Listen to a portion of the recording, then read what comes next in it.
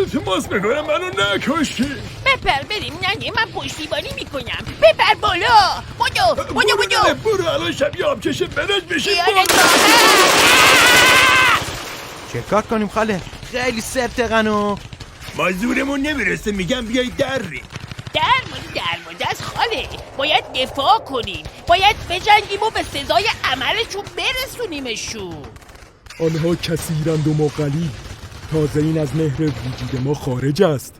مهرتو بز تو جیبت واسه آشنا خرجش کنو. یارو اومده کف خونت داره جلو میده و چی میگه این خاله؟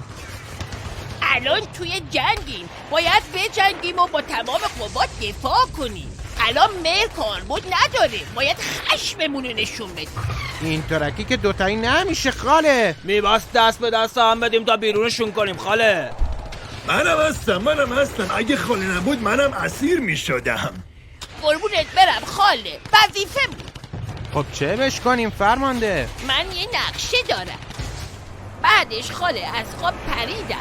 عجب خواب حکمت اندیشی.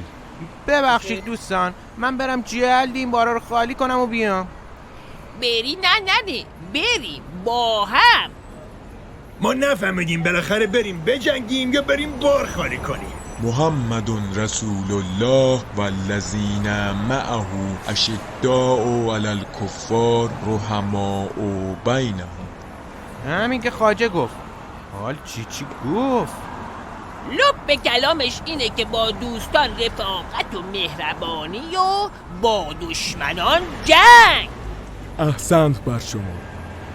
بریم بالا رو خالی کنیم که دیگه دیره. خاله من میگم بر بخواب، شاید تهش دیدی و حال ببین من فقط خوب میجنگم یا نه.